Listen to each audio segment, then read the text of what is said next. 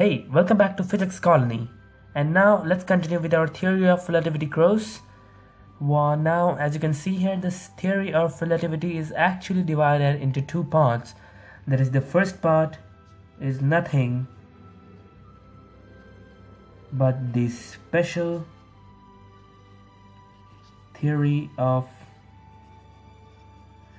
relativity.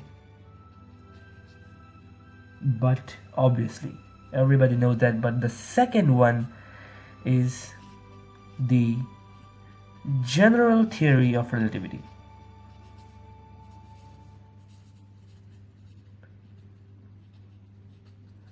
So these are the actually two types of the theory of relativity: the special theory and the general theory. The special theory is the Einstein's actual discovery, and the general theory is Einstein's debate to the Newton's law of gravitation. So that's nothing. Now, at first we are starting with the special theory of relativity rather than the general. So should we get down with the special theory? Let's.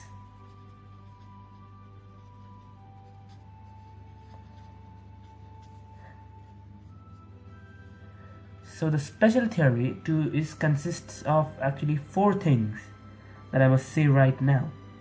The first thing is time dilation. The most important part, everybody's I hope interested in this thing, the time dilation. The very important part of the special theory of relativity. And the second one now is nothing but the length contraction.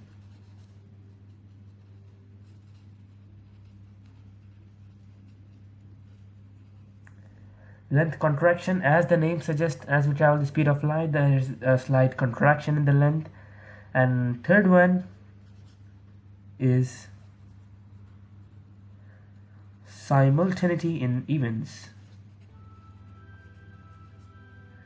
And what's the fourth one? Come on, guess. The world's best equation ever, that is E equals to mc square. The energy and mass relationship. Whenever the mass has the dynamics of the speed of light, then its energy and all this stuff depends upon the E equals mc squared, the best formula ever, and I'm the fan of it.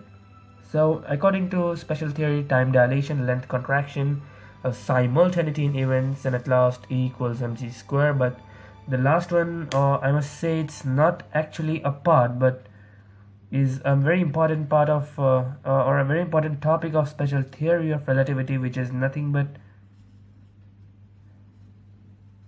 Lorentz transformation.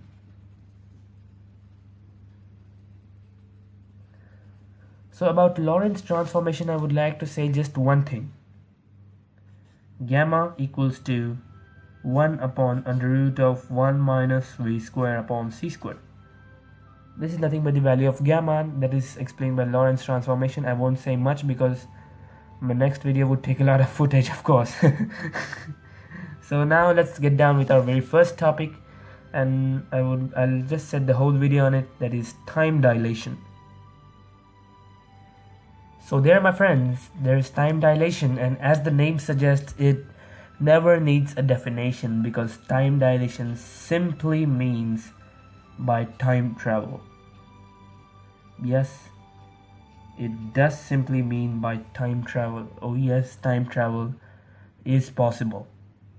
But Einstein set some conditions on it, some equations of time dilation. I should not waste my time, and not wasting a single second, let's start with the equation of time dilation, which is delta t equals to t naught upon under root of 1 minus v square divided by c square. Now this is nothing but the equation where last time I told you 1 upon gamma is this thing. So we can say that delta t equals to t naught into gamma. This equation is correct. So is this equation. Now let me tell you the values, or let me tell you the annotations of this equation, where delta t stands for change in time, t naught stands for actual time, v equals to velocity of particle, and c equals to speed of light. So delta t equals to t naught, that is change in time, equals to actual time upon under root of 1 minus v square upon c square. Here actual time is actually the time of the earth. The time which has passed on the earth is nothing but the actual time, and delta t is the change time, or we can say dilated time. That's much interesting name. Delta t is the time which we had traveled forward, and t naught is the actual time, v is the velocity of particle which is traveling the time, and c is nothing but the speed of light. So interesting, right? So should we solve a problem on this? Should we solve a problem? Alright, yes. So guys, let's take the question here on the time dilation or the time travel. Consider a hypothetical example. A hypothetical example where an aircraft is moving at the speed of 0.6 c. Now here, my friends, 0.6 c is the speed of light. So 0.6 into speed of light is the velocity in space for 24 hours as Earth's time. That means according to Earth's time, an aircraft is moving at the velocity of 0.6 times speed of light in space. So calculate how much time it went forward, or calculate the dilated time. So let's do, as we know the formulas, everything becomes quite easy for us. Now first let's write the givens. Now what is given? Now v equals to 0.6 times c. We know this. T naught equals to 24 hours. And what do we know more is c equals to 3 into 10 power 8 meters per second. And we also know one of the formula, that delta t equals to t naught upon under root of 1 minus v square upon c square, or we can say delta t equals to t naught into gamma. Alright, now I think this formula would be quite easy if we would calculate gamma separately. Or if we would just substitute this formula. Now let's use this formula. Alright, delta t equals to t naught times c upon under root of c square minus v square. I did nothing, just made the denominators equal. There was c square in the denominator, so delta t equals to t naught times c upon under root of c square minus v square. Now what is v? V is 0.6 times c. So we can just make this equation as delta t equals to 24 times c upon under root of c square minus 0.36 times c square. Because 0.6c, so 0.6c the whole square becomes 0.36 c square. C square, take the common, we get the equation like this. Watch it. Delta t equals to 24 times c, 24 is time, 24 hours I said you, upon under root of 0.64 c square. Now 0.64 is the square root of 0.8.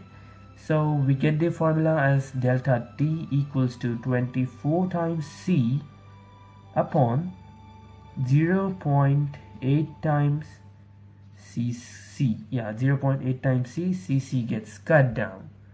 And now we get 24 divided by 0.8, that is 240 upon 8, which is nothing but 30. So we get the change in hours as 30.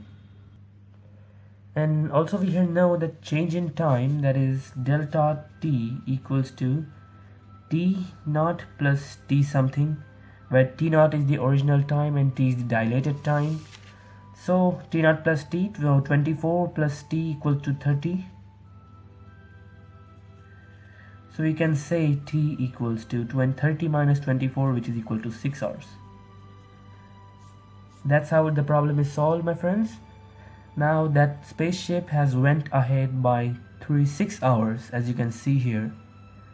I made it possible by the formulas made by respectable Mr. Albert Einstein and all that stuff. The formula was really cool. And I hope we should end our video here. We have completed with the time dilation. Next time I'll solve more problems on this. So let's see. So guys, as usual, thank you very much for watching. I'm really thankful for you that you watched my videos. I'm really thankful that I'm useful for something, for someone. So thank you very much for watching, and if you really like this video, then do like and subscribe my channel for more. I would definitely try to make you learn more, and if I've done any mistake, if you have any queries, if you just think that I'm not so cool in teaching, then please do comment what should I do more. I would definitely react to those. So goodbye guys, see you soon.